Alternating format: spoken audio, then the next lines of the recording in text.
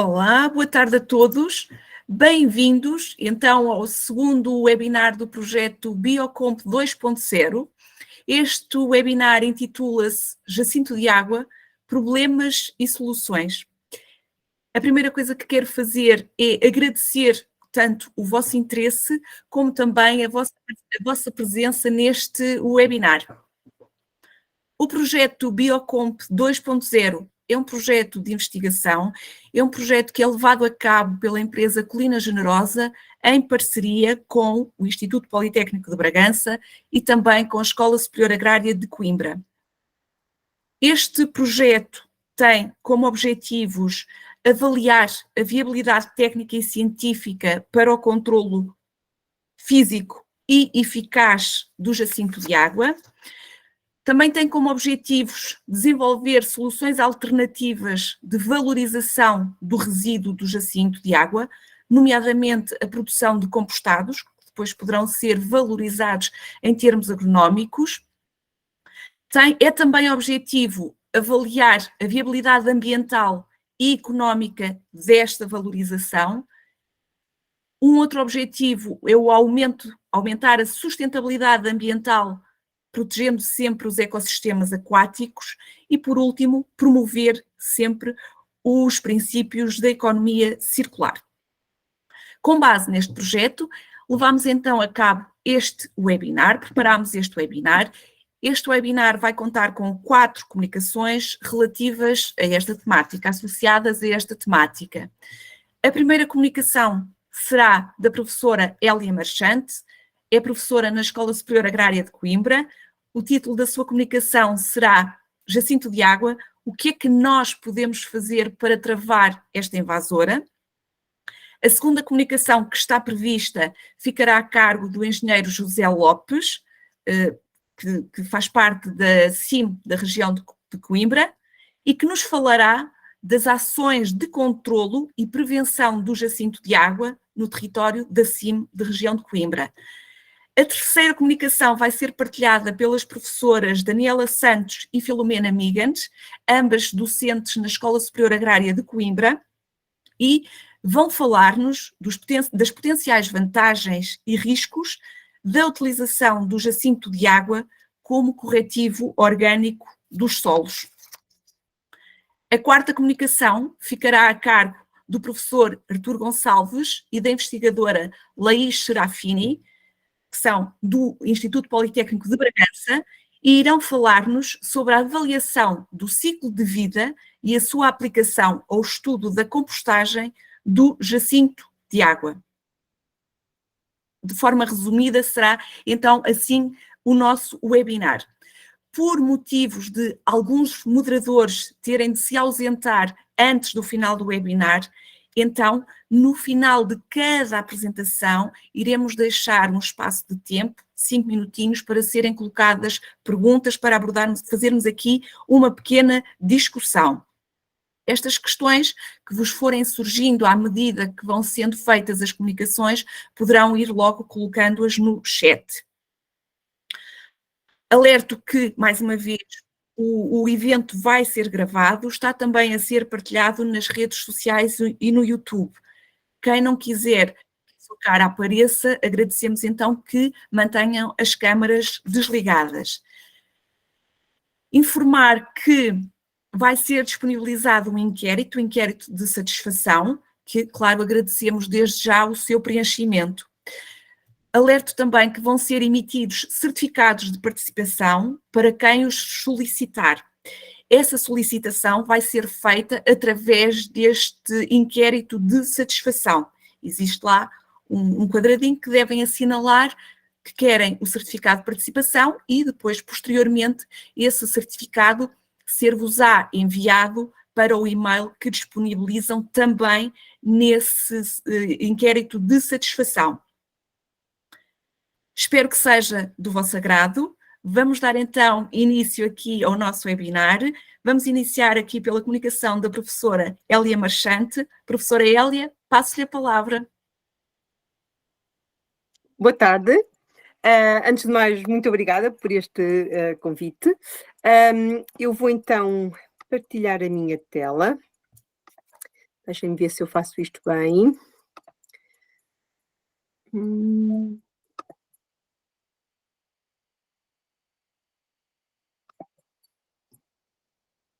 Ok, e eu acho que já está partilhado, é isso? E veem corretamente? Ok, então eu vou então falar um pouquinho do Jacinto d'Água. E para mim falar do Jacinto d'Água é falar de um de muitos problemas. Ou seja, eu trabalho com plantas invasoras e o jacinto d'água é só mais uma delas, mas é mais uma delas que de facto causa muitos problemas e muitas preocupações e tem suscitado ao longo dos últimos anos muito interesse para tentar resolver os problemas por ele causado. Eu acho que vou tentar dar o tom de o que é que cada um de nós pode então fazer para termos menos problemas com o jacinto de água. Vou começar por apresentar um bocadinho a espécie, mas primeiro queria deixar bem claro, porque esta espécie, apesar de ser invasora, é uma espécie que tem, e este próprio projeto também é um pouco reflexo disso, que tem suscitado interesse na sua valorização, também por causa das grandes quantidades de biomassa que a espécie origina. Então, vou começar. Diga. Peço desculpa interromper, só para alertar que não está em modo de apresentação. Não? Não, é só clicar no iconezinho em baixo. É que eu estou a vê-lo como modo de apresentação, mas deixe-me ver. E agora? PowerPoint. Vou tentar partilhar outra vez. Ok. Peço desculpa interromper. Porque não faz mal. Ele aqui está com uma apresentação, mas eu vou tentar. Apresentação. E agora? Como é que vem agora? Perfeito. Ok. Perfeito, obrigada. Obrigada eu pela chamada de atenção. Então, uma espécie invasora é uma espécie que, para nós que trabalhamos com elas, tem que cumprir 5 critérios. Tem que vir de fora, portanto, ser uma espécie exótica. O jacinto de água vem da América do Sul, check. Tem que se conseguir reproduzir sozinha sem a nossa ajuda. O jacinto de água faz isto muito bem. Tem que se conseguir afastar das plantas que foram inicialmente introduzidas, dispersar, aumentar a sua distribuição. O jacinto de água também faz. Atingir grandes densidades, não há dúvida nenhuma, e tem que causar impactos, ok? E o jacinto de água definitivamente cumpre estes critérios, portanto é uma espécie biologicamente invasora, com comportamento invasor, ainda que nem todas as espécies que vêm de fora o sejam, e é uma espécie que também por isso está incluída na nossa legislação nacional, neste decreto-lei e no regulamento europeu, portanto que a listam como espécie proibida por causa dos problemas que causam. E isto é importante que esteja claro. Não está sozinho, ou seja, dentro da água é muito fácil olhar para o jacinto, que agora o nome antigamente e ainda aparece muito na nossa legislação, por exemplo, como a Eichhornia crassipes, mas o nome mais atual agora é Pontedéria crassipes, e ele não aparece sozinho dentro da água. É verdade que ele chama muita atenção e é uma das espécies que tem maior ocupação no nosso território, em quase todas as bacias hidrográficas, mas não está sozinho. Aqui estão alguns dos exemplos de espécies invasoras aquáticas que, quando nós focamos em gerir o jacinto, muitas vezes aproveitam essas oportunidades e avançam elas. E, portanto, eu achei que era mesmo importante chamar a atenção da existência destas espécies. Mas não se preocupem, vou voltar já para o jacinto. Então, o que é o jacinto? Eu acho que, se calhar, todos têm um pouco de noção. É uma espécie com uma morfologia muito particular, que tem aquelas partes esponjosas na base da folha que lhe permitem flutuar, e, portanto, é flutuante. Mas é importante ter noção que, ainda que seja flutuante, ela pode sobreviver em solos alagados e, portanto, quase que parece terra, ou seja, nos sítios onde o depositam, portanto, aquelas pilhas muito grandes que às vezes se vêem de deposição de jacinto, ele pode conseguir sobreviver durante algum tempo, não morre logo.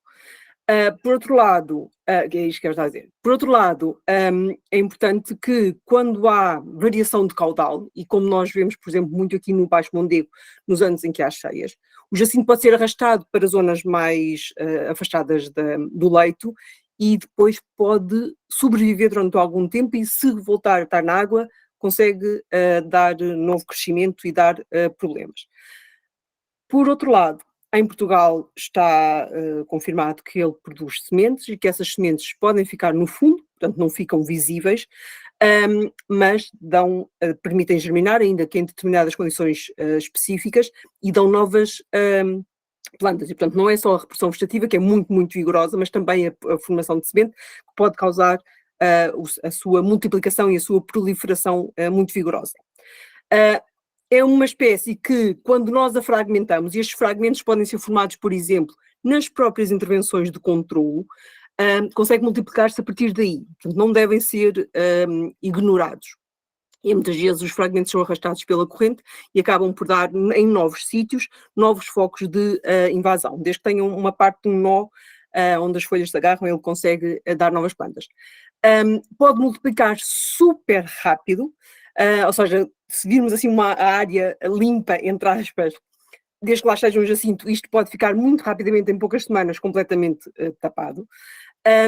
E tem umas flores muito vistosas, que são estas flores que se vêem aqui na imagem, e que são as flores que muitas vezes despertam interesse, e as pessoas acham muito bonito e levam-no para casa e dispersam-no por serem atraídos por estas flores e não haver, de facto, de uma forma geral, na população em geral, dos cidadãos, uma consciência dos problemas que a espécie pode causar e são atraídos por este bonito. Em termos de frutos, tem umas cápsulas, tem muitas, muitas sementes, e estas sementes podem ser ficar viáveis durante muitos anos, o que quer dizer que se nós não o virmos à superfície a flutuar, se as sementes estiverem acumuladas nos fundos, elas podem dar novas plantas, passado uns anos já não vermos o jacinto. Aparece em muitos sítios diferentes, normalmente tem águas mais paradas e doces. Também aparece como ornamental, e infelizmente, ainda que a espécie seja proibida há muito tempo, continua a aparecer em algumas situações. Tem algumas preferências em relação às temperaturas e muita luz, e por águas, acaba por, quando há eutrofização, quando há muito elevados níveis de nutrientes, a espécie ganha muito, e isso quer dizer que muitas vezes também, não que ele precise disso, mas é facilitado pelo excesso de nutrientes, muitas vezes resultando da agricultura que se faz junto às massas de água, mas não precisa disto, ok? Portanto, ele prefere, mas desenvolve-se bem noutras condições.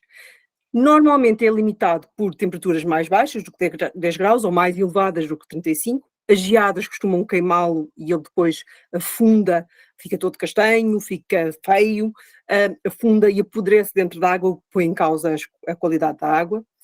Normalmente é limitado por águas salgadas e mesmo salobra, quando a salinidade começa a aumentar, mas não quer dizer que não continue a causar problemas, não é? E aqui vê-se, por exemplo, depois de ser arrastado para o mar, vem dar às praias e às vezes dá ainda quantidades relativamente elevadas da matéria orgânica que ele origina. Em Portugal, vemos-lo um pouco por todo o país. Eu achei engraçado porque eu já mostrei estes mapas noutra apresentação e agora hoje tive o cuidado de ir verificar e apareceu aqui um pontinho que não tínhamos na Madeira e apareceram estes pontos aqui distribuídos pelo continente, foram todos aumentando os seus números. Portanto, não quer dizer, infelizmente eu acho que é sinónimo também dele estar a aumentar, mas estes pontos é um mapa de ciência cidadã, quer dizer também que as pessoas estão alerta e que ajudam a mapear a espécie e que também é importante, obviamente, do ponto de vista de sensibilização e de ter consciência do problema. E aqui vê-se outro mapa de outra plataforma de ciência cidadã, portanto, do invasores.pt e do iNaturalist. A espécie faz este tipo de tapetes, portanto, isto não é, infelizmente, nenhum relevado natural, isto é um rio, uma massa d'água, completamente tapada por jacinto, e infelizmente isto é frequente em várias das nossas massas d'água, desde o norte até, pelo menos, à zona de Lisboa. Curiosamente, pus aqui este pontinho de exclamação. Nesta zona do Alqueva há um esforço muito focado, já há muitos anos, para evitar que a espécie passe a fronteira para Portugal e atinja o Alqueva, e de vez em quando ela tem sido detectada, mas tem conseguido contê-la e não a deixar aumentar. Em termos de impacto, ele diminui a qualidade da água e o seu fluxo, contribui muito para a eutrofização, depois quando fica com este aspecto costuma afundar e causa mesmo problemas na qualidade da água, o que é curioso, porque é uma espécie que foi introduzida em vários sítios para melhorar a qualidade da água e, portanto, acaba por funcionar um bocadinho como purificador enquanto está verde, não quando está assim e depois afunda. Causa entupimento de tudo que são sistemas de rega, de canais, impede a navegação, diminui o aproveitamento, mesmo em termos recreativos, não é? Aqui uma fotografia de Baixo Mondego já há alguns anos que estava sem jacinto, mas quando está assim as embarcações têm muito mais dificuldade em passar, e quando fica assim então nem falamos. E reduz muito a biodiversidade. Então, vamos lá ao principal, o que é que nós podemos fazer? E há algumas coisas que estão à mão de todos nós, ok? Eu acho que isto é muito importante, eu digo isto muitas vezes, não devemos ter a ideia que a resolução dos problemas com invasoras está na mão de outra pessoa. Devemos, cada um de nós, assumir o que é que pode fazer. E na parte da prevenção e da detecção precoce, cada um de nós pode dar um contributo válido. Primeiro tem que saber, obviamente, distinguir bem a espécie, reconhecê-la, mas há muitas ferramentas que o podem ajudar a fazer, muitas coisas disponibilizadas pelo Life Invasaqua, muitas coisas no invasores.pt, a nível europeu, a nível mundial. Há um guia, que eu acho que se calhar alguns de vocês conhecem, e vai ter uma nova edição até ao verão. E é importante termos todos nós noção que depois de conhecer, também temos que passar palavra sobre isso e desmotivar qualquer pessoa de pensar em levá-lo para casa para ter no laguinho, para ter no meu riacho ali ao pé de casa, portanto, nem pensar. Isto está na mão de todos, infelizmente ainda se vê muitas pessoas que o levam. Depois é muito importante estabelecer prioridades. Não sei se conseguem perceber nesta imagem, mas está aqui um bocadinho de jacinto de água. E isto devia ser sempre uma prioridade, e nós temos batalhado muito nesta lógica, e nunca deixar que estas situações em que o jacinto já está completamente a tapar a massa d'água, ganhem urgência e que sejam priorizadas em relação àquelas áreas onde estão pouquinhos jacintos. Porque se intervir naquelas áreas com pouco, vai-se impedir que elas fiquem estas áreas com muito, okay? Com muito menos esforço e muito mais sucesso. É também importante pensar, quando se pensa em prioridades, que o jacinto não está sozinho dentro da água e, por exemplo, esta Ludwigia, que também já está no Baixo Mondego, é uma espécie que vai aproveitar muito quando nós tirarmos o jacinto. Portanto, devemos dar prioridade também a ela, que ainda está com uma menor distribuição. Depois é muito importante ajustar os métodos à espécie, ao contexto, e, portanto, apostar em conhecer muito bem as espécies. E como vou sublinhar isto outra vez, o jacinto não está sozinho, há várias espécies que beneficiam dele, mas que precisam de medidas diferentes. E é muito, muito, muito importante, tão importante que eu pus a vermelho. Garantir a continuidade a longo prazo, depois de se fazer algumas intervenções de controle. Ou seja, fazer uma única intervenção, ver este espelho de água, todos com água e sem jacinto, pode ser uma ilusão que está resolvido, mas basta um fragmento de jacinto que ficará sempre e vai rapidamente voltar ao mesmo. Portanto, uma intervenção não vale de nada, só vale para gastar recursos. Portanto, é muito importante a continuidade. E isso só se consegue fazer com equipas permanentes que monitorizam, que vistoriam e que conseguem retirar aqueles pequenos focos que depois se conseguem multiplicar muito rapidamente, portanto têm mesmo que ser retirados. Mas também é importante pensar, às vezes nas escolas, nos jardins, nos nossos lagos, esta ou outras espécies, também é preciso essa atenção contínua para não as deixar multiplicar-se. Uma coisa fundamental para todas as invasoras aquáticas, e o jacinto está aqui neste grupo, é a biossegurança, ou seja, é pensarmos uma embarcação que entra na água, mesmo que seja uma embarcação para controlar o jacinto, uma embarcação de desporto, de pesca, do que seja, que consiga agarrar fragmentos, agarrar sementes, pode ser um dispersor desta espécie. E, portanto, é importante aprendermos a limpar, a cuidar, a desinfetar, para ter certeza que não levamos jacinto ou outras invasoras de uns sítios para os outros. Depois é também muito importante colocar estas espécies, esta espécie, mas outras também, na ordem do dia, na agenda. E isto pode querer dizer financiamento, mas pode querer dizer cada um fazer a sua parte, falar no café ao vizinho que aquela espécie invasora e que não a pode levar. E isto é uma coisa que, se calhar, quem está aqui veio já à procura deste tema e está sensibilizado, mas ficariam espantados com a quantidade de vezes que se vêem pessoas a apanhar jacinto e outras invasoras e a levá-las para outros sítios, a pôr à venda na internet e, portanto, a distribuir estas espécies. E, portanto, é muito importante que isto esteja na agenda de toda a gente e não só de quem financia ou de quem é responsável pela gestão. É também muito importante, e isto é uma coisa que infelizmente ainda falha muito, apostar na cooperação e na coordenação dos diferentes intervenientes no terreno. Quem pesca, quem faz desportos náuticos, quem gera o território, quem gosta das plantinhas porque são bonitas e as pode vender, os professores quando fazem visitas com os alunos.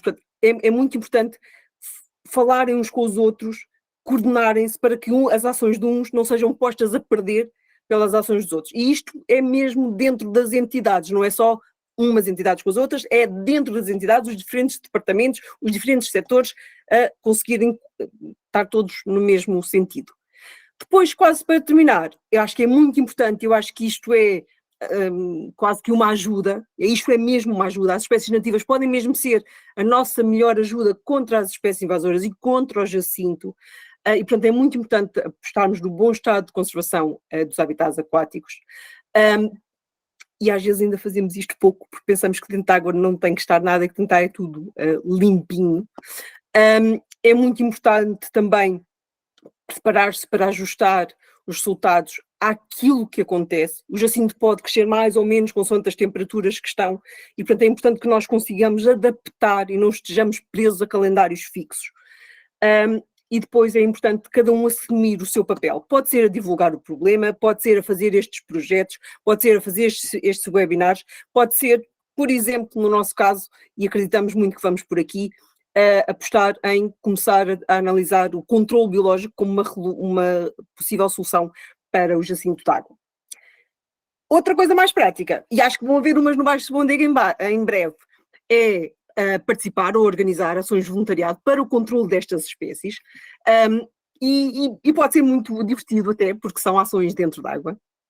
Também é importante ajudar a pô-las no mapa, para sabermos onde ela está, mas também para sabermos onde ela está recentemente. Detecções novas às vezes são muito ajudadas por estas plataformas de ciência cidadã, que ajudam a obter novos pontos, e os cidadãos todos têm muito mais olhos do que os cientistas e quem trabalha com estas espécies.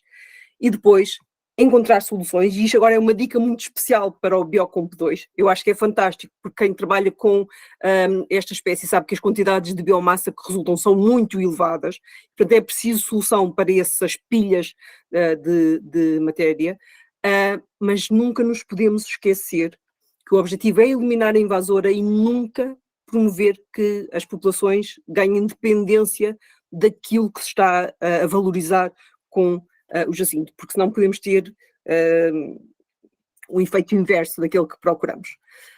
E para terminar, deixo-vos só aqui 2 convites, um para guardarem a data 13 a 21 de maio, porque vai haver a semana sobre espécies invasoras. Gostava muito de ver alguma coisa deste projeto e de quem está aqui a assistir. E depois para um programa de um webinar que nós fazemos todas as terceiras, quartas-feiras de cada mês, à noite, online, e que vai haver já o próximo no dia 15 de março. Muito obrigada, professora Hélia, muito obrigada por esta excelente comunicação. Aproveito agora para perguntar se alguém quer colocar alguma dúvida, pode utilizar o chat, temos ainda aqui um espacinho, a professora Hélia foi muito concisa na sua apresentação, deixou-nos aqui espaço para termos então aqui este debate. Se alguém quiser colocar alguma questão, por favor, façam-no.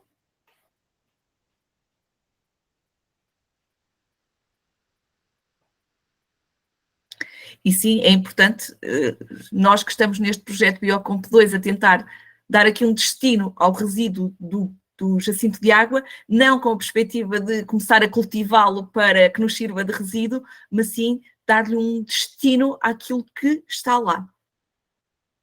Que fica bem. Exatamente. E eu sei que vocês têm esse intuito, por isso é que terminei assim.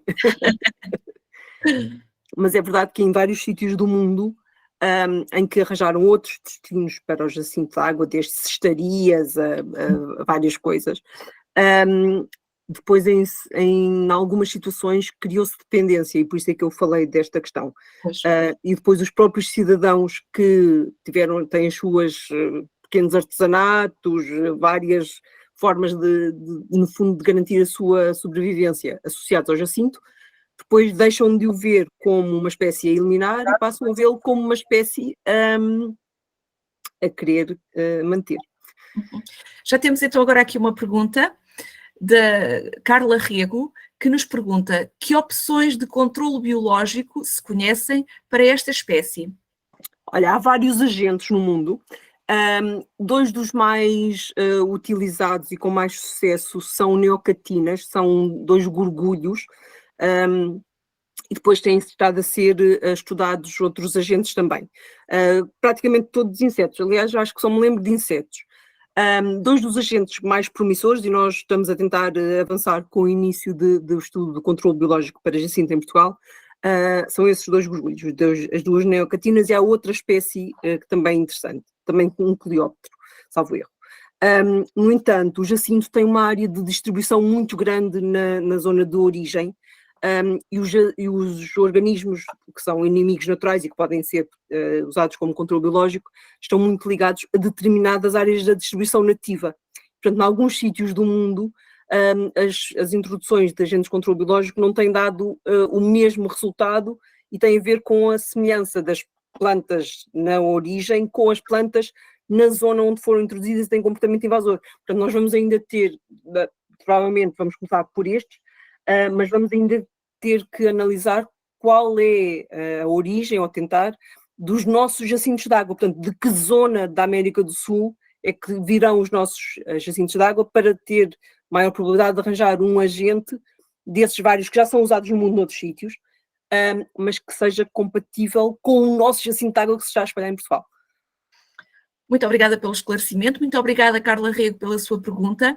Temos aqui uma nova pergunta da Letícia Brito, a quem já agradeço a colocação da pergunta, e que diz que agradece a apresentação e pergunta: segundo a visão da professora, o que falta para erradicarmos o jacinto? Nós nunca vamos... Por que não pensar numa visão integrada dos concelhos e das diferentes entidades? Eu acho, lamento desiludir a Letícia, mas eu acho que nunca mais vamos erradicar jacinto de Portugal, ok? É melhor não ter muitas ilusões. Acho que o podemos sim conseguir controlar e manter abaixo do nível que causa tantos problemas. E isso, essa questão da visão integrada era o que eu estava a chamar a atenção no final. Ou seja, na verdade, muita gente manda dentro de água. E basta o pescador ter uns interesses e o desportista tem outro, e o município tem outro, e a CIM tem outro, e que é super fácil, porque os diferentes stakeholders usam a água, os agricultores têm outra, os agricultores que são agricultores particulares têm outra, e, portanto, isso limita conseguir, e os cientistas têm outra. E, portanto, aquilo que tecnicamente e cientificamente poderia ser o ideal para conseguir, estrategicamente, apostar em gerir sempre desde montante para jusante, sempre as áreas menores para as áreas maiores, portanto, seguir toda essa lógica. Depois, no terreno, entram muitos outros interesses, desde naquela altura não se pode intervir porque vai colidir com a pesca, na outra vai colidir com não sei qual. E, portanto, é difícil pôr toda a gente de acordo sobre as melhores soluções. Além do que, obviamente, há intervenções que são muito, muito dispendiosas e, portanto, só isso já é uma barreira. E outras vezes, aquilo que, do ponto de vista dos utilizadores, numa visão mais antropocêntrica da questão, defenderiam que era o melhor, depois põe em causa muitas questões da biodiversidade que está a ser ameaçada. E, portanto, é difícil ter toda a gente a remar no mesmo sentido, sem haver coisas que se choquem. E isto, obviamente, não é nenhuma questão de Portugal. Em muitos sítios do mundo há estas questões em relação ao jacinto de água. Nos sítios onde se tem conseguido gerir melhor, tem sido quase sempre com organismos de controle biológico. E eu agradeço à Letícia, pois ali o nome das 2 neocatinas. Muito obrigada, mais uma vez, pelo esclarecimento. Então temos aqui uma nova pergunta que diz: Apesar de todo o conhecimento e noção da dificuldade de controlar o jacinto, as autoridades locais e nacionais têm tempos de resposta demasiado demorados. Não deveria haver uma entidade de intervenção imediata para poder responder de acordo com a ameaça? Estas e outras mais perigosas. Se calhar o José Lopes a seguir tem uma resposta mais politicamente correta para esta questão. Mas eu posso-vos dar a minha opinião. Há autoridades em Portugal, às vezes as autoridades empurram umas para as outras, mas eu acho que há várias que podem dar resposta. Desde logo os gestores de território, que há bons exemplos, e posso-vos dizer, por exemplo, aquele exemplo que eu referi, que no Alqueva têm conseguido evitar que o jacinto chegue de uma forma muito bem sucedida. Ele já tem chegado, mas tem removido sempre. E o que é que faz a grande, grande diferença? E eu sei que há várias entidades, felizmente, em Portugal, desde CIMs, autarquias, o próprio ICNF, que já perceberam e têm como objetivo claro, a questão é que depois é difícil conseguir fazer isso, ter equipas permanentes para a remoção, para o controle atempado, rápido, dos primeiros sítios onde as espécies aparecem, não só o jacinto, mas outras invasoras, e para conseguirem fazer isso de uma forma rápida, expedita, atempadamente. Portanto, eu acho que já várias entidades e técnicos em várias entidades já perceberam que a resposta mais eficaz vem por aí. Equipas dedicadas, permanentes, sempre, não é quando tem vaga do fogo, ou quando tem vaga da parte da proteção civil, ou quando tem vaga de não sei o quê. Equipas permanentes dedicadas só para o controle, para a intervenção rápida de invasoras, podiam fazer uma diferença gigantesca, e há vários municípios no Baixo Mondego, que eu conheço melhor, mas se calhar também há noutros, que já perceberam isso e estão a concorrer a financiamentos para conseguir isso.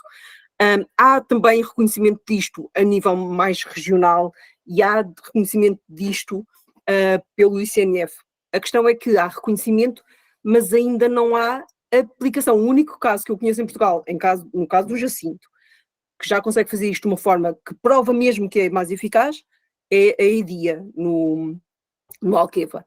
Ou seja, tem equipas, estão sempre dentro d'água, todos os dias ou semanas têm técnicos a remover ou a vistoriar, a monitorizar para ver se há, e isso dá de facto resultado. Mais do que isso, posso-vos dizer, eu acho que o Zé vai falar disto se calhar daqui a bocadinho, mas a CIM também já teve essa experiência, enquanto teve, durante um período conseguiu manter equipas sempre com homens dentro de água, homens, H grande, espécie humana, cidadãos, a trabalhar, a retirar jacinto, conseguiu-se impedir que ele aumentasse.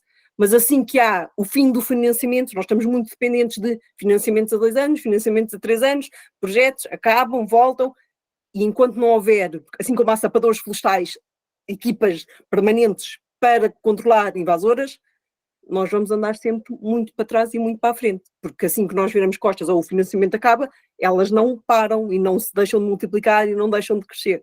Portanto, tem que se apostar mesmo nisso das equipas permanentes, do meu ponto de vista, e sei que há várias entidades que o estão a pensar, falta passar à prática. Muito obrigada, professora Hélia, por esse excelente esclarecimento e também pela excelente comunicação. Bem, eu vejo o que tu tens aqui. Pronto, vou apresentando, vais-me passando, eu vou apresentando, pronto. Está bem. Assim, E também, se calhar também podes controlar, não sei se consegues controlar, aqui não dá, não é? No Zoom dá para qualquer um controlar, aqui não. Então, pá, eu vou mudando. Qualquer coisa diz, se for muito pressa ou muito devagar. Está bem. Pronto, então, boa tarde, vamos lá iniciar a apresentação. Vamos lá ver se faz-me alguma impressão, de facto, nunca. Mas, portanto, vamos lá vamos falar um bocadinho aqui das potenciais vantagens e alguns riscos. Portanto, alguns riscos são subejamente conhecidos, mas fala-se muito em alguns riscos, mas ainda, na verdade, há muito o que conhecer relativamente a esses riscos. Portanto, aqui apresentando, ela já foi muito bem apresentada, claro, o jacinto de água foi com um grande pormenor apresentado pela colega professora Hélia Marchante, mas portanto, a origem do jacinto de água, ela tem, é claramente uma planta invasora, com todas as características para isso, e portanto, é muito eficaz, de facto, a reproduzir-se, a expandir-se, e é originária de climas tropicais úmidos, portanto, nas regiões tropicais úmidas da América do Sul, e nas regiões tropicais úmidas ainda mais confortável estará, e é utilizada largamente pelas pessoas dessas regiões. Vamos falar um bocadinho mais à frente também sobre isso. Há muitas publicações sobre os variedíssimos usos da planta. A legislação não é a mesma, estamos na Europa e os cuidados são de facto muito mais acrescidos. Para nós ela tem claramente um papel de invasor, potencial invasor. Noutras latitudes, mesmo que tenha essa característica, a legislação não é a mesma, a preocupação não será também a mesma e é usada para tudo e mais alguma coisa. Portanto, é uma planta com variedíssimos usos. Nós, o que temos identificado e que parece fazer sentido é a utilização da planta enquanto corretivo orgânico do solo, enquanto uma fonte de nutrientes e um corretivo que irá melhorar a estrutura física, biológica e química, dando o seu contributo para uma boa parte de nutrientes, mas muito a vantagem que se vê aqui é na melhoria enquanto composto, com o papel de composto orgânico. Portanto, em condições adequadas, ela pode, de facto, duplicar a sua população e a característica invasora tem a ver com isso, a sua grande eficiência, ser extremamente eficaz, mesmo que as condições não sejam as ótimas, mesmo que as condições não sejam as melhores, ela gosta muito de nutrientes e fica muito feliz e desenvolve-se, de facto, muito rapidamente se tiver o contributo de nutrientes, daí termos no Baixo Vogo e tantos estuários pelo país fora, com este risco, zonas agrícolas, especialmente porque esses nutrientes estão presentes em maior quantidade, estão próximos, presentes, e ela desenvolve-se, de facto, muito mais rapidamente, mas também é bastante resistente e consegue tolerar situações menos vantajosas. Portanto, ao longo do ano, ela tem um período de muito vigor, de grande vigor na primavera, depois no outono começa a sua fase de mais senescência, mas mantém-se e, portanto, aquela biomassa, aquele manto contínuo nos recursos de água mantém-se com grande vigor e grande quantidade de biomassa, para prejuízo de grande parte dos ecossistemas aquáticos que ficam privados de grande parte de oxigênio, ficam privadíssimos de luz e, portanto, basta a privação em luz para haver uma ameaça, um desequilíbrio complicado nesses ecossistemas. Naturalmente as sementes são fáceis de serem propagadas, elas são leves e, portanto, através das correntes, através do vento ou através das próprias aves, naturalmente é muito fácil que essa propagação seja feita, elas são pequenas e leves. A propagação de pequenas partes da planta que também acabam por permitir, através das correntes de água, uma rápida proliferação. E, portanto, os impactos que possam ser provocados são, de facto, termos a cobertura muito completa dos recursos hídricos, provocando aqui o impedimento da utilização desses recursos, quer por efeitos com efeitos lúdicos, seja para a navegação, seja para a pesca, seja para a utilização dos sistemas de rega, que depois também acabam por ficar limitados e constrangidos, porque as plantas acabam por obstruir esses equipamentos e essas estruturas. Portanto, na totalidade acarreta aqui prejuízos económicos grandes, o que leva, o que acaba por obrigar as localidades e as forças locais e as entidades locais a remover o jacinto de água dos leitos, para que possa a agricultura manter-se dentro da sua funcionalidade normal e todas as outras atividades manterem-se dentro da sua funcionalidade, tanto quanto possível normal. E, efetivamente, é um elemento não desejado, cria perturbações grandes, económicas, a todos os níveis, de degradação de infraestruturas e, portanto, tem que ser controlada. O controle tem sido o controle mecânico, tem-se demonstrado mais eficaz, é aquele que de facto é possível, mas tem que haver aqui uma persistência grande, continuada, fica bastante caro, portanto é muita mão de obra, muito equipamento que também não é barato, são áreas muito extensas em que este controle e este cuidado tem de ser feito. Portanto, se pudermos, de algum modo, financiar ou pagar todo o que está aqui subjacente, é como é que nós podemos reduzir um bocadinho este prejuízo e se de facto há aqui algum potencial de valor em termos de nutrientes e como corretivo dos solos, como é que podemos reincorporar e fechar aqui o ciclo de nutrientes, o ciclo da matéria orgânica e nutrientes, tendo aqui algum retorno económico que possa contribuir ou aliviar, de certa forma, o peso de fazer este controle, porque, como referido pela professora Hélia, tem que ser um controle contínuo, não podemos, sempre que aligeiramos ou sempre que por alguma razão, normalmente são razões económicas, razões, falta de meios, sempre que isso acontece, vê-se novamente um andar para trás, e ela vai proliferando, ela anda sempre à frente e vemos todo o processo andar de fato para trás. Portanto, o risco e a ameaça torna-se logo muito maior quando nós abrimos ou quando facilitamos um bocadinho nesse controle. E, portanto, tudo que puder ser feito para haver algum retorno económico será bem-vindo. No entanto, sendo uma planta invasora, tudo tem que ser com extremo cuidado. Portanto, tem que estar, de facto, salvaguardado, cuidado, para que não haja risco de proliferação.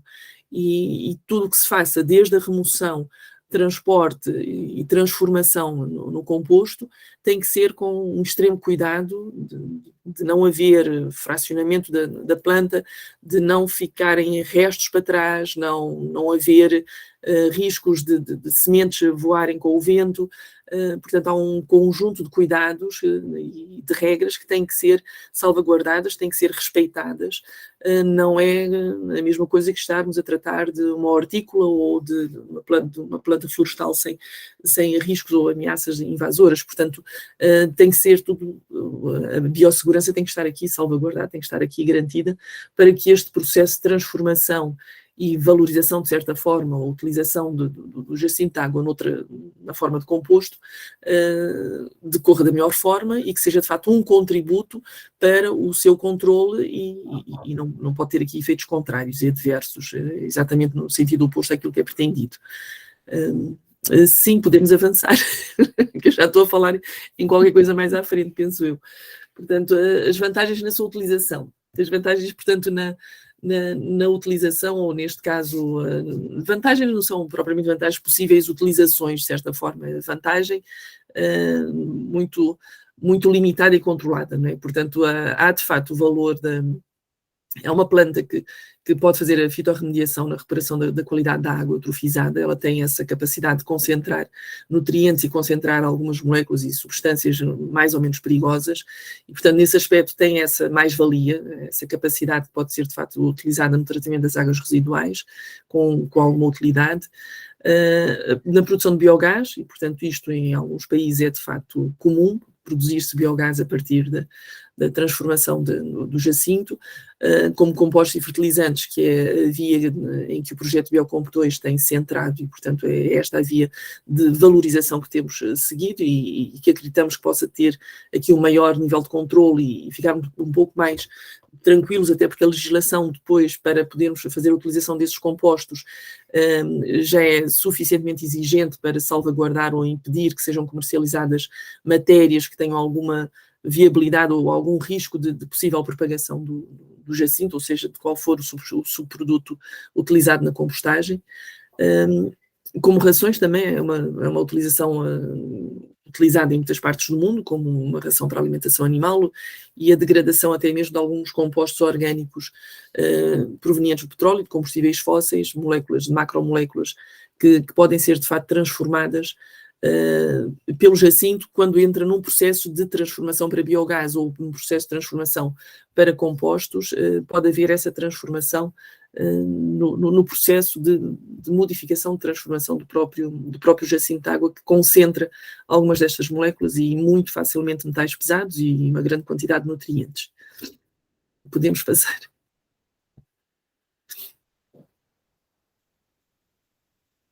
Portanto, já tinha referido com as devidas ressalvas e, portanto, estando salvaguardadas as condições para a retirada, o transporte e a transformação do jacinto na mistura com outras matérias, com outros subprodutos no processo de compostagem, naturalmente será uma mais-valia poder recuperar os nutrientes que ele concentra, podê-los recuperar, devolvê-los ao solo e fechar o ciclo de nutrientes, melhorando ao mesmo tempo o teor de matéria orgânica e toda a condição de fertilidade global do solo, porque vai contribuir, qualquer composto orgânico contribui física, biológica e quimicamente para o solo. Podemos avançar.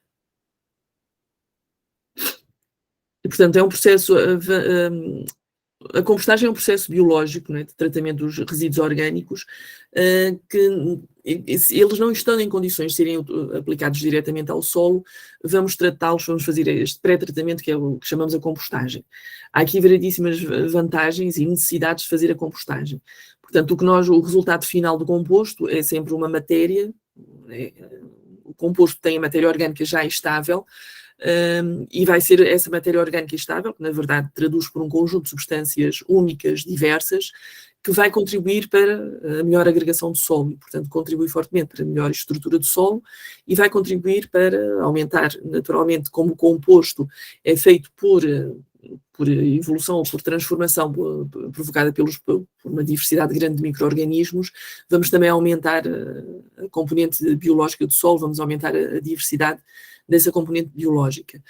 E, naturalmente, a matéria orgânica vai ter uma transformação mais controlada, libertando nutrientes de forma mais controlada, evitando-se grandes riscos e problemas de lixiviação, perda de nutrientes por lixiviação. Portanto, se a gestão do solo e de nutrientes puder ser feita através de compostos orgânicos, é sempre uma mais-valia e deve ser sempre levada em conta a utilização dos compostos orgânicos. A matéria orgânica, por várias razões, pode não, do modo geral, não pode ser utilizada de forma ou aplicada de forma sempre fresca. Portanto, por variedíssimas razões. Tipicamente, no caso do jacinto d'água, a razão mais evidente é o fato de ser, de facto, uma planta invasora e, portanto, não podemos aplicá-la fresca nos solos, porque vai estar fracionada, vamos estar a facilitar, naturalmente, a propagação da cultura. Portanto, ela tem que ser transformada, essas formas reprodutoras têm que ser inviabilizadas e isso será feito eficazmente através da compostagem. E a eficácia deve-se ao facto das temperaturas que são atingidas. No processo de compostagem, as temperaturas deverão ser idealmente atingidas por várias vezes, por vários ciclos, entre os 65 e 70, portanto, é ideal e desejável é que as temperaturas por vários ciclos atinjam pelo menos os 65 graus Celsius para inviabilizar organismos patogénicos, inviabilizar sementes ou outros órgãos reprodutores e assim temos depois no fim de vários ciclos em que as temperaturas atingiram valores elevados e, portanto, não mais do que os 70, porque mais do que os 70, muitos dos próprios organismos que trabalham na compostagem ficarão inviabilizados e o que pretendemos é que o processo continue por vários ciclos e, portanto, depois de vários ciclos, num processo que normalmente é demorado, que é uma das digamos, desvantagens ou restrições da compostagem termofílica, é o facto de ser um processo prolongado que leva, de facto, tempo, 5, 6 meses para as nossas condições médias de clima. Em grandes pilhas não conseguimos estabilizá-las por menos de 6 meses, 5, 6 meses. E, portanto, é, de facto, um processo moroso, mas permite vários ciclos em que a temperatura é mais elevada e isso garante-nos, é que nos vai garantir de facto depois a inviabilização de organismos patogénicos e quaisquer formas reprodutoras das plantas e subprodutos que são utilizados para fazermos a compostagem. Portanto, o que pretendemos é colocar no solo qualquer coisa que seja vivo. O composto tem organismos vivos, mas não deverá ter sementes viáveis de infestantes ou outras plantas que não são desejadas no ambiente agrícola, de produção agrícola. Portanto, permite-nos a reciclagem da matéria orgânica, que vai ser naturalmente reincorporada no solo, assim como a reciclagem dos nutrientes, como já tinha referido, e a grande vantagem de estarmos a reduzir por via tudo que possa ser transformado por via de compostagem, vamos reduzir o que é enviado para os aterros sanitários, que são estruturas caras, com impactos ambientais gravíssimos, tanto a nível da poluição atmosférica como a nível da poluição das águas, lixiviados e poluição dos solos. Portanto, tudo que se puder reduzir os aterros sanitários e se nos pudéssemos tornar totalmente independentes dos aterros sanitários seria extraordinário. Portanto, todas as vias alternativas para reduzir o volume dos resíduos que terão de ir parar aos aterros será bem-vindo e, portanto, naturalmente que a capacidade de compostagem do país tem que ser aumentada, ainda é muito reduzida para toda a produção de compostos ou de matéria orgânica que é feita, porque os próprios solos são muito pobres em matéria orgânica, portanto, há aqui muito trabalho e muito a fazer a nível nacional para que grande parte do que é de compostos orgânicos, grande parte da matéria orgânica que é produzida, matéria orgânica fresca, seja transformada e estabilizada em compostos que depois têm uma grande mais-valia quando aplicados aos solos que são temos solos estéreis, solos muito pobres em matéria orgânica na generalidade do país, e portanto era uma grande mais-valia se pudéssemos naturalmente converter no limite toda a matéria orgânica fresca em compostos para serem utilizados nos solos, aumentando bastante o nível de fertilidade de todos os nossos solos nacionais. Portanto, as vantagens em compostar com o jacinto de água têm um conjunto de vantagens que ainda não estão todas, há muitos estudos pelo mundo fora, mas são poucos de facto os trabalhos, e este, pelo que aferimos até então, será dos poucos que pretende e que tem aqui o objetivo de fazer a avaliação da viabilidade económica, ambiental e agronómica do composto que vai ser produzido. Um bocadinho, sim. Podes passar, sim. Portanto, só para termos ideia de como é que será a evolução do jacinto de água, se nós imaginássemos então uma pilha constituída apenas por jacinto de água a ser compostado, ele ao fim dos 6 meses, portanto aqui temos em 185 dias, ao fim dos 6 meses o que acontece é uma redução de carbono, porque os organismos vão utilizar grande parte do carbono no seu processo respiratório, vão libertá-lo na forma de dióxido de carbono. O azoto vai se concentrando um bocadinho mais e, portanto, no fim há tendencialmente um aumento do azoto comparativamente ao início, o que no conjunto faz com que a razão carbono-azoto se estabilize num valor mais baixo. E, portanto, no fim temos valores de 10 a 12 razões carbono-azoto, 10, 12, são comuns nos compostos orgânicos. E são valores em que grande parte do que está ali são substâncias únicas e estáveis, que depois vão se mineralizando de uma forma mais controlada no solo. Portanto, é uma razão carbono-azoto que permite a boa evolução depois dessa matéria orgânica estabilizada no próprio solo. Também há um conjunto de características que aparecem aqui apenas por curiosidades, propriedades físico-químicas, que estes autores apresentam no trabalho realizado, com as proporções e as percentagens de matéria seca aproximadas, os intervalos que podemos encontrar.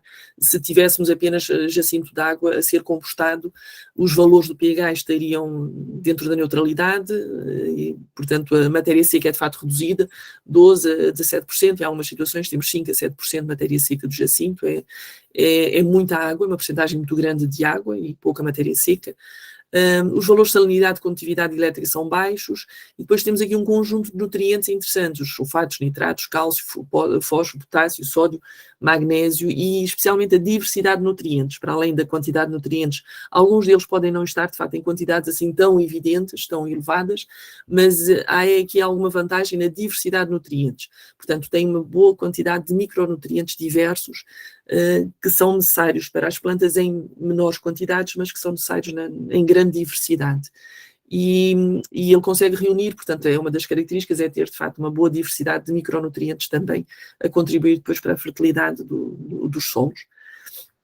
Sim, podemos avançar.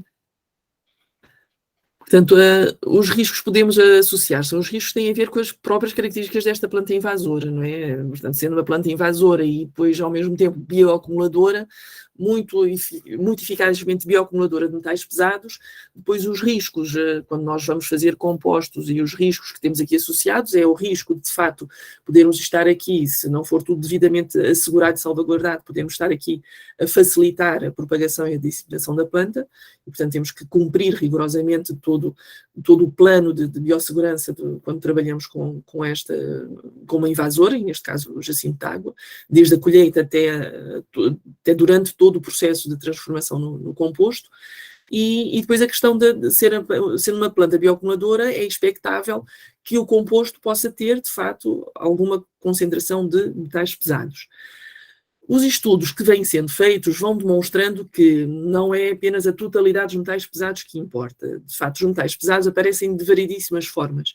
E o que nos preocupa é a facilidade com que as plantas possam, de facto, depois absorver esses metais pesados que no fim do destino estarão no solo. A planta está instalada no solo ou temos as plantas em produção em substrato constituído por composto, e a grande preocupação é o risco das plantas absorverem facilmente esses metais pesados, que é expectável estarem em quantidades superiores em compostos feitos com jacinto de água, porque é uma planta que naturalmente acumula estes metais pesados. Naturalmente que o risco é maior em zonas mais industrializadas, mais urbanizadas, do que em zonas onde não receberá efluentes de zonas industrializadas ou urbanizadas. Portanto, os riscos são diferentes ao longo da geografia do país, mas é expectável e é esperado e tem que ser, tudo isto tem que ser triado, tem que ser avaliado antes dos compostos irem para o mercado. Depois a colega Filomena irá falar um bocadinho melhor nisso, mas os metais pesados aparecem em diferentes frações. Em rigor, são identificadas 5 frações diferentes. As frações mais biodisponíveis, digamos assim, é a fração 1 e a fração 2. E, portanto, eu chamava a fração permutável e a fração carbonatada ou extraível com ácido. Isto tem a ver depois com os métodos de extração, que serão naturalmente, têm que ser sequenciais para podermos identificar estas 5 frações diferentes, do maior potencial a serem absorvido para o menor potencial. Portanto, quando chegamos à fração 5, já temos uma fração residual que não é de todo absorvida, não há risco de ser absorvida em nenhuma circunstância pelas plantas. A fração 3 e a fração 4, dependendo se o ambiente for mais redutor ou um ambiente mais oxidativo, poderão tornar-se também biodisponíveis para serem absorvidos pelas plantas. Mas há aqui se tivermos conhecimento desta diferenciação dos metais, pela forma como eles estão presentes, divididos nestas diferentes frações, conseguimos avaliar muito melhor o risco de utilizar esses metais pesados em compostos e serem aplicados aos solos. Podemos avançar, por favor. Portanto, efetivamente, aqui o que aparece com o maior risco é a fração 1 e a fração 2.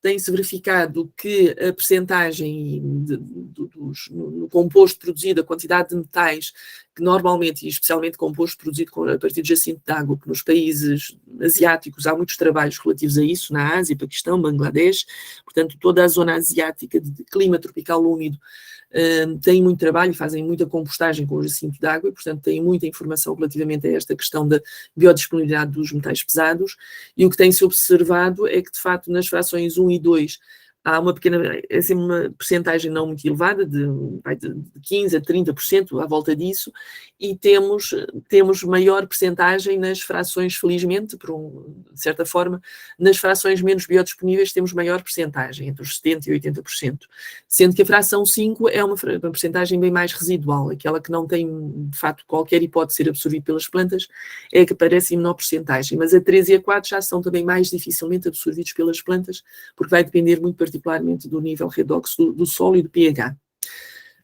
Podemos avançar, sim. Portanto, de um modo geral, sabe-se que um solo mais rico em matéria orgânica são solos com menor risco da planta poder absorver os metais pesados, porque os metais pesados ficam quelatizados, muitos deles ficam quelatizados em substâncias úmicas. As substâncias úmicas vão funcionar como uma gaiola. O processo de quelatização é como se a grande molécula úmica, nas substâncias úmicas estamos a falar de moléculas de fato grandes, são moléculas orgânicas grandes e complexas, e os metais pesados ficam como que engaiolados dentro dessa estrutura. E é um processo, nós dizemos que é o processo de quelatização, portanto, para todos os efeitos, é um processo de imobilização do metal pesado, o que vai evitar que ele possa ser depois absorvido pelas plantas. E, portanto, se nós tivermos o solo rico em matéria orgânica e especialmente rico em substâncias úmicas estáveis e pHs ligeiramente ácidos, a probabilidade de serem absorvidos metais pesados pelas plantas é muitíssimo menor, de modo geral, bastante reduzida. E, portanto, é preciso conhecer, de facto, que os metais pesados podem ficar retidos nas próprias argilas. Portanto, há algumas argilas e nos processos típicos de adsorção e dependendo da capacidade de troca cationónica do solo, eles podem ficar adsorvidos e retidos meramente por essa via. Outros ficam, de facto, retidos quelatizados dentro das próprias substâncias úmicas da matéria orgânica. E, portanto, felizmente há uma grande proporção de metais pesados que não ficam biodisponíveis. E, portanto, não nos devemos assustar de todo, é preciso ter o controle, o domínio, o conhecimento de que tipo de metais pesados temos, como é que eles estão presentes e se a planta está ou não a absorver esses metais pesados. Nós teríamos e avaliamos facilmente pela análise da própria matéria vegetal, para perceber se a planta está ou não a absorver, que é o que nós depois fazemos nos ensaios de eficácia agronómica, é depois pela análise da própria planta na matéria vegetal, a análise da própria planta, verificar se existem ou não metais pesados. Se não existirem metais pesados, naturalmente ficamos tranquilos com os resultados e, portanto, o risco, conseguimos assim determinar muito melhor o nível de risco a que estamos sujeitos por contaminação de metais pesados.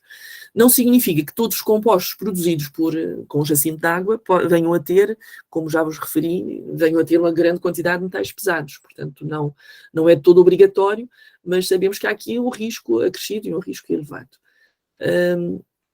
Portanto, aqui mais uma vez a reforçar, a extração sequencial vai nos permitir determinar esse risco com muito mais rigor, com muito mais tranquilidade e rigor.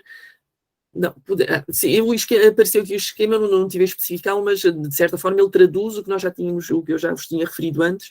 Portanto, o F1 será aqui da esquerda para a direita, temos a fração F1, que é aquela mais facilmente absorvível pelas plantas, depois é F2, que em meio mais carbonatado não é tão facilmente absorvível, depois aquela fração F3, que em meio redutor poderá tornar-se absorvível, a F4 em meio oxidativo poderá ser absorvível, tornar-se absorvível, e o F5 que não é de todo absorvido pelas plantas.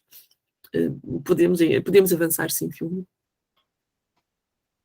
Isto é chamando aqui mais a atenção relativamente a isso, a necessidade de facto de algum conhecimento acrescido, que há muita coisa que ainda não temos completo domínio, portanto saber de facto como é que é a interação entre a matéria orgânica e os metais pesados, há uma boa parte já sabemos como é que acontece, ou sabemos qual é o resultado final, agora como é que isso pode ser estimulado, como é que nós podemos estimular a quelatização para que seja mais eficaz e termos a certeza absoluta de que ele vai ficar quelatizado por muito tempo e que não se vai soltar, em que condições, quais são as condições ótimas para que ela se mantenha mais estável.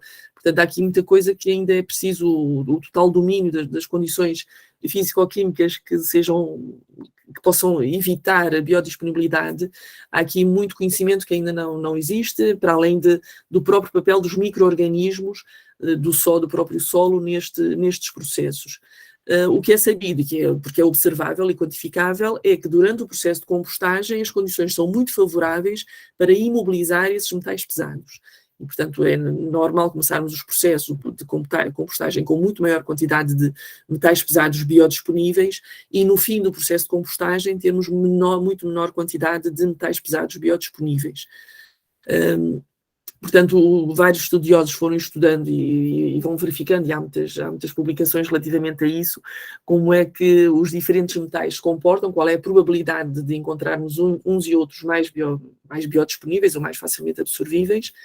Portanto, as frações de zinco, cobre, manganês, níquel e cromo extraíveis foram verificadas neste trabalho que se dedicou única e exclusivamente a compostos com jacinto. Foi verificado que estes metais pesados não aumentaram de concentração, embora tenha havido um aumento de concentração elevado de ferro. Assim como o níquel, cádmio e chumbo lixiviáveis também não foram identificados, são aqueles mais preocupantes. O cádmio também é bastante preocupante, tal como o crómio, mas entre o cobre e o crómio, por exemplo, o cobre pode ter em menor quantidade do que o crómio, mas depois verifica-se que há uma propensão para maior biodisponibilidade do crómio e, portanto, acaba por ser a toxicidade do crómio ser superior, ou a preocupação ser superior para o crómio, mesmo que existem menores concentrações. Eu penso que eu já passei a minha parte, Filomena, desculpa. Agora que dá já continua. Estás aí no comando, vá, diz lá agora qualquer coisinha. Desculpa. Mas não sei se foi clara a preocupação de explicar que os metais pesados é um risco que sabemos que existe, elevado, mas em muitas circunstâncias vamos observando que não é tão elevado assim e o próprio processo de compostagem vai reduzir bastante o risco inicial da biodisponibilidade, vai reduzir bastante, felizmente, a biodisponibilidade inicial que possa existir para a mesma quantidade de metais pesados. Força, continua, peço desculpa. Depois temos a questão também das sementes e dos propágulos, portanto, que aqui é outra questão que é importante termos a garantia de que há uma distribuição completa do poder germinativo das sementes e do poder de desenvolvimento dos propágulos para que não possa haver depois contaminação de outras espelhos de água, ou mesmo do mesmo em que estivemos a fazer a retirada. Portanto, aqui, basicamente é também dar aqui um exemplo de outras utilizações e de alguns artigos que referem que existem também outras utilizações que são igualmente seguras, ou então, aliás, até este estudo mostra que são bastante mais seguras relativamente a essa questão do que a compostagem, ou pelo menos mostram aqui alguma segurança. Portanto, apesar de se a compostagem assegurar temperaturas elevadas durante períodos prolongados, a questão dos propágulos é completamente, e se for bem compostado e portanto se houver uma uniformidade do processo, isso é completamente ultrapassado. A questão das sementes Pronto, também há que garantir essa uniformidade do processo em todo o material e também temperaturas elevadas e tempos prolongados com essas temperaturas. Depois existe também aqui a utilização como forragem e que também tem outras, e a produção de biogás que também acaba por ter processos eficazes de controle destas questões. Portanto, mostra aqui que a germinação é nula nas forragens e que é 3,5% nos outros métodos, quer dizer, na questão da utilização em biogás e também na produção de composto. Outros números que apresentamos aqui é um bocadinho para mostrar a capacidade grande que o Jacinto tem de se desenvolver e de produzir matéria verde em muito pouco tempo. Portanto, aqui mostrando que, dependendo do local onde se encontra, da época do ano, portanto, pode haver desenvolvimentos muito de duplicação da biomassa em 6 a 15 dias e que as produções por hectare são bastante elevadas, podem ir de 400 a 1.700 toneladas de peso fresco ao longo de pouco tempo. E outra questão, portanto, a Daniela já tinha referido que o Jacinto tem uma porcentagem muito elevada de água, portanto,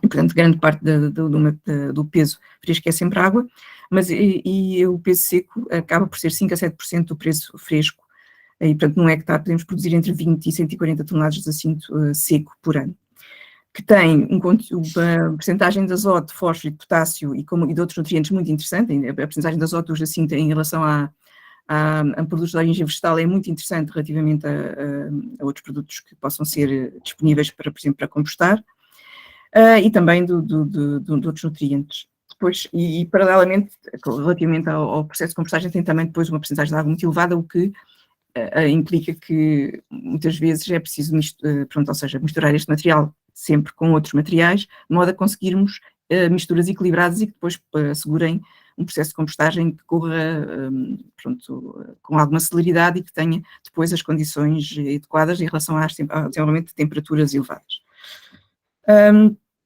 Portanto, é basicamente uma espécie com um material que tem realmente interesse em termos dos nutrientes que podemos incorporar no solo e também, portanto, desde que se utilizem em situações em que garantimos que os riscos associados, que já foram referidos várias vezes, não existem, ou pelo menos são muito minimizados.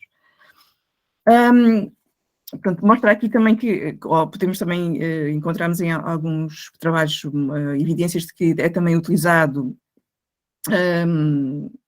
como mulching, ou seja, como cobertura morta do solo, de modo a reduzir a perda de umidade e a controlar as infestantes e aumentar também a incorporação de matéria orgânica no solo.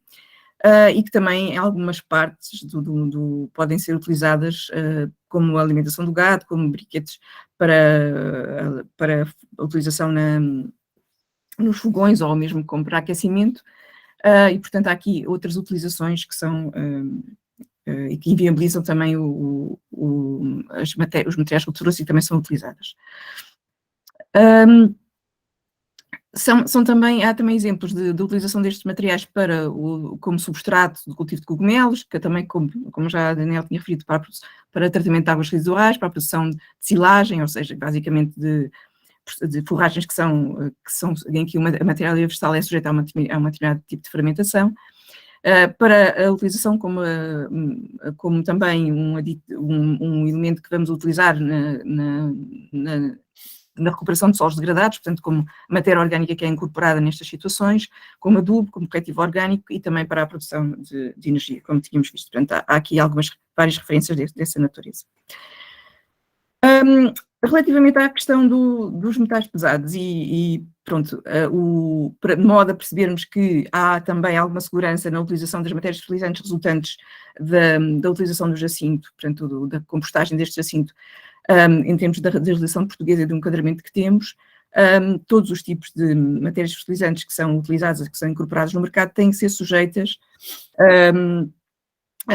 basicamente a testes que se seguiram normalmente por ensaios de eficácia agronómica, quer dizer, que asseguram que haja uma segurança na utilização destas matérias fertilizantes, ou seja, destes compostos, depois, quando são aplicados no solo, e que garantam que eles não vão propagar, como no caso dos água, propagos, nem sementes, nem, por exemplo,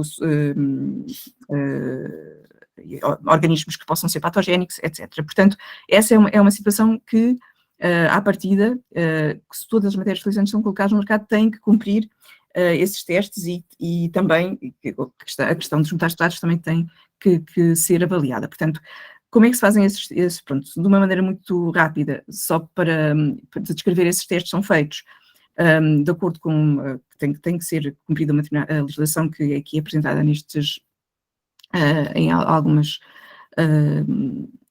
e que depois é muito bem explicada pelo INIAV e que impõe esses testes e que garante que sejam feitos ensaios em vasos, que normalmente são feitos com alfaces, que é basicamente uma planta que absorve quase tudo o que o solo tem, portanto, que esta questão que nós não referimos aqui, mas que também é muito importante perceber, é que o facto dos metais pesados existirem no solo não quer dizer que sejam absorvidos da mesma maneira por todas as plantas, porque as plantas depois, cada espécie tem diversas maneiras ou seja, algumas são mais propensas a essa absorção, outras menos, ou vão acumulá-las em diferentes partes da planta, etc. Portanto, nem todas apresentam o mesmo risco para o consumo humano, mas, como também não sabemos, portanto, essa questão tem que ser sempre garantida de que não estamos a introduzir metais pesados no solo e também, basicamente, mais na cadeia alimentar, portanto, que depois, por outras utilizações que a solo possa ter mais tarde. Portanto, o que se garante é sempre que as matérias fertilizantes têm sempre que estar de acordo com a legislação em vigor. E, portanto, existem classes diferentes de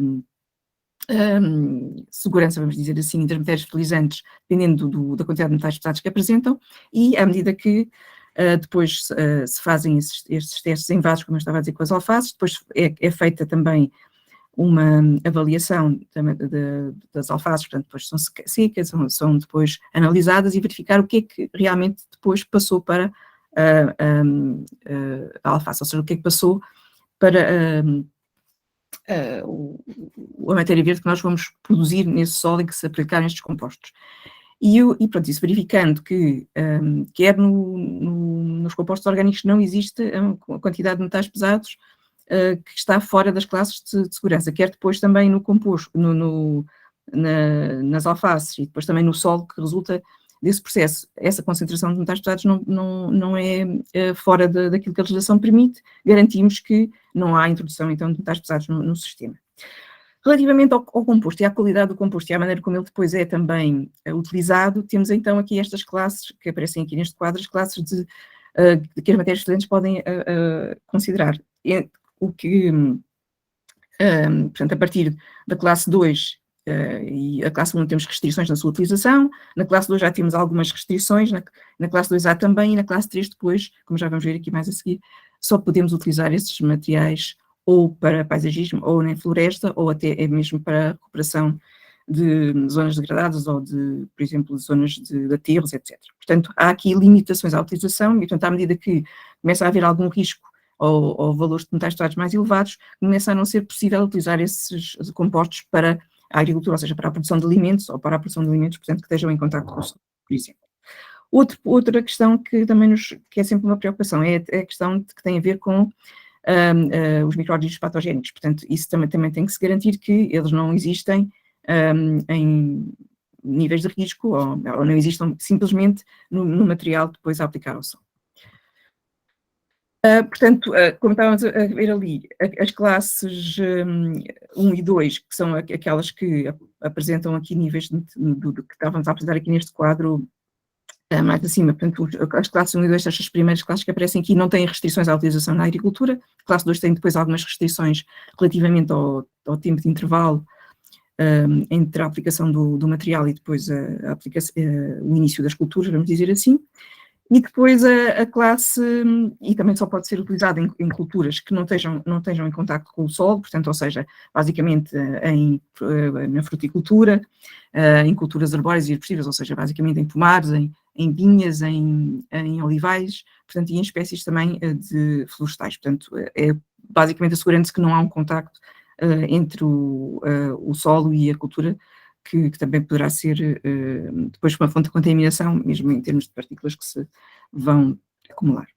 Depois, em termos da classe mais que tem maior risco, que é a classe 3, essa basicamente tem grandes restrições, portanto serve para a cobertura de aterros, de lixeiras, pedreiras, minas, para restaurar a paisagem, para a cobertura de valas, de taludes e também para situações em que podemos utilizar na fertilização de espécies florestais que não tenham fruto ou que não tenham qualquer relação com a alimentação humana ou animal. E depois também pode ser utilizada na jardinagem, portanto, no paisagismo, portanto, nos campos de golfe, em campos de futebol, etc. Permita-me... nada. Já estava a terminar, eu estava aqui um bocadinho a acelerar, já estava a passar um bocadinho do tempo, não é? Muito obrigada. Terminei então aqui. Pronto, algumas perguntas que sejam necessárias, portanto, estamos aqui disponíveis. Muito obrigada, professora Daniela, professora Filomena, muito obrigada pela vossa excelente apresentação. Eu ia intervir e afinal estavam mesmo no ponto final. Agradeço muito a vossa comunicação. Seguimos então para questões. Já temos aqui 3 questões, penso eu, e se outras forem surgindo, estejam sempre à vontade para as colocar. Então a primeira questão é da Letícia Brito, que nos diz: para além de todo o risco-benefício exposto pela professora Daniela, seria necessário alguma alteração na legislação vigente no país no que diz respeito à utilização do jacinto de água? Naturalmente, passando a ser utilizado, portanto, havendo a utilização em maior escala, digamos assim, com algum valor comercial, a produção de compostos com jacinto de água, deverá haver aqui um reforço na legislação, no procedimento, de como é que isso pode ser feito, portanto, quais são as regras a cumprir, e isso ter de ser verificado, e tal como tantas outras coisas, termos agentes ou entidades a verificarem se está a ser respeitado na recolha, no transporte, depois no manuseamento, na manipulação e durante o próprio processo de compostagem. Com certeza que sim, há aí aspectos na legislação que têm que ser salvaguardados, têm que ser complementados e adicionar para que, quando um dia isto se tornar uma prática relativamente comum nas regiões mais afetadas pelo jacinto de água, e quando isto for assumido como uma boa prática para o controle dessa infestante, naturalmente dessa invasora, naturalmente que terá de ser haver legislação apropriada e adequada para isso, para assegurar a total segurança do processo. Uma outra pergunta também ainda da Letícia Brito, que nos pergunta: qual local hoje, em Portugal, zona, seria indicado para iniciar esse tipo de aproveitamento, ou seja, a compostagem? Portanto, a compostagem pode ser feita na generalidade das estruturas que já temos aprovadas e certificadas para produzirem composto, porque elas está assegurado que são pisos impermeáveis, têm sistemas de drenagem adequados, portanto são estruturas que já estão licenciadas, estão aprovadas, e naturalmente que em qualquer uma delas podem fazer a compostagem incorporando o jacinto de água como uma das matérias-primas dessa compostagem. Tem que ser assegurado, portanto, depois para poder fazer e ser dada a autorização, naturalmente, é esperado que depois, em termos de legislação, seja verificado todo o processo, se está a ser, de facto, cumprido. Aqui um dos maiores riscos é, de facto, no transporte até ao local de compostagem. Desde que é retirado até o local de compostagem, é onde temos os maiores riscos de algum incumprimento, porque tem que ser material, portanto, tem que ser... A forma de transporte tem que ser coberta, portanto não pode haver risco de qualquer propago, qualquer pedacinho de planta sair pelo caminho e ser espalhado, não. Portanto tem que haver aqui um rigor grande. Os próprios equipamentos têm que ser lavados à saída, à entrada, portanto não pode haver contaminações, tudo isto tem que ser de facto salvaguardado. Mas a estrutura em si, podem ser as estruturas, é um processo de compostagem normal, e as estruturas são aquelas que são autorizadas e que estão vigentes, desejavelmente nas regiões o mais próximas possível do jacinto de água, né? Nós queremos minimizar, o ideal seria podermos sempre minimizar o tempo de transporte e a extensão em que ele vai ser transportado enquanto jacinto, enquanto planta fresca com o risco de propagação. Uma É outra- só acrescentar, desculpa, que neste momento não é possível fazer essa compostagem porque não é autorizado, a transporte jacinto não é autorizado, Sim, não não é? é autorizado, sim. Lembrarmos E só de- mesmo as entidades autorizadas, portanto, a Proteção Civil e por aí fora, com o devido cuidado, que eles melhor que ninguém sabem quais os cuidados a ter é que poderão fazê-lo. Uma Daí a outra- necessidade da legislação. Diga. Uma outra pergunta, agora da Carla Rego. Durante a compostagem, que riscos existem em termos de contaminação por metais pesados para os organismos que realizam este processo? Há alguma informação sobre os efeitos da utilização deste tipo de composto nas comunidades de organismos que vivem no solo, por exemplo, os invertebrados? Portanto, o risco de contaminação dos próprios organismos que fazem parte do processo de compostagem, não há grande conhecimento sobre isso.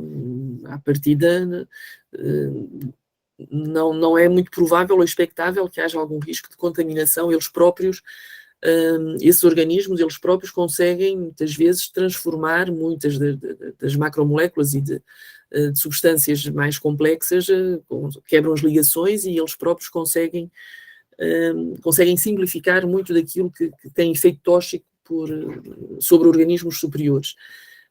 Portanto, não há de facto grande informação sobre a contaminação ou eventual contaminação de alguns dos micro-organismos que possam entrar no processo de compostagem por excesso de algum desses metais pesados. Agora, relativamente aos solos, a legislação, os limites que são impostos pela legislação já são para precaver eventual prejuízo sobre organismos superiores, mais desenvolvidos, que fazem parte da biologia do solo, porque temos micro e macro-organismos, e muitos dos macro-organismos poderão ser, de facto, mais sensíveis, e o que é previsto pela legislação, os limites impostos, é para salvaguardar a biologia do solo, que possa ser mais sensível, e salvaguardar também as próprias plantas que vão ser cultivadas e depois consumidas por animais ainda mais superiores, digamos assim, animais vertebrados, que fazem parte, que irão depois também entrar na nossa cadeia alimentar, e pelo próprio ser humano. Mas os limites que são impostos são muito com esse cuidado, não é? E, portanto, os limites legais já tentam precaver, tanto quanto possível, níveis de segurança para os organismos, tanto para os organismos do solo, como todos aqueles que vão ser depois alimentados por aquilo que é produzido nesses solos. Por isso é que as classes têm que estar bem identificadas. Bem? Há muitos compostos que só podem ser aplicados para fins que não sejam da alimentação humana ou animal.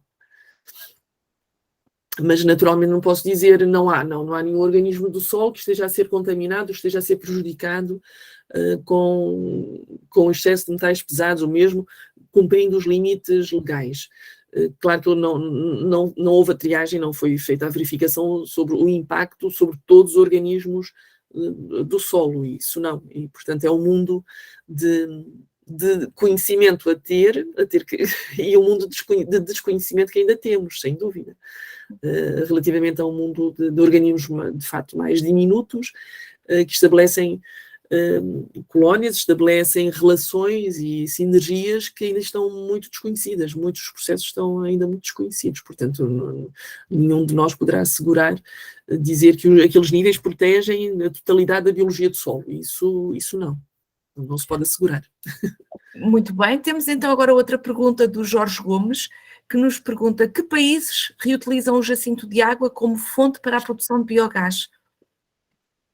São muitos países da Ásia, não é? Grande parte dos países asiáticos, na Índia, Paquistão, a Bangladesh, toda aquela zona tropical úmida está muito habituada a utilizar quase todas as fontes de matéria orgânica que podem para a produção de biogás. É muito tradicional a produção de biogás em pequena escala, em escala caseira, pequenas propriedades, fazerem um bom uso, uma boa transformação dos materiais orgânicos para a utilização do próprio gás, que depois usam a nível doméstico. Portanto, são pequenas unidades, não é? A produção de biogás não tem nada de muito excepcional. São pequenas unidades caseiras. O grande problema e a dificuldade começa quando aumentamos a escala, quando queremos fazer grandes centrais de biogás, portanto a ideia de juntar os resíduos de várias hectares para produzir para irem dar a uma grande central de biogás. Isso já estamos a falar de estruturas complexas e de grandes investimentos e, portanto, são de facto complexas e por isso é que não são assim tão comuns quanto isso, são comuns na Alemanha e em vários outros países europeus, onde a produção animal também tem um peso muito grande e é uma das vias de valorização dos efluentes e dos resíduos orgânicos dos animais, antes de serem utilizados e aplicados no solo, podemos claramente retirar uma boa parte do biogás como fonte de energia. Cá em Portugal, de facto, ainda o processo tem sido complicado, tem sido difícil justamente pela tal dificuldade de concentração de todos esses efluentes para várias grandes centrais de biogás.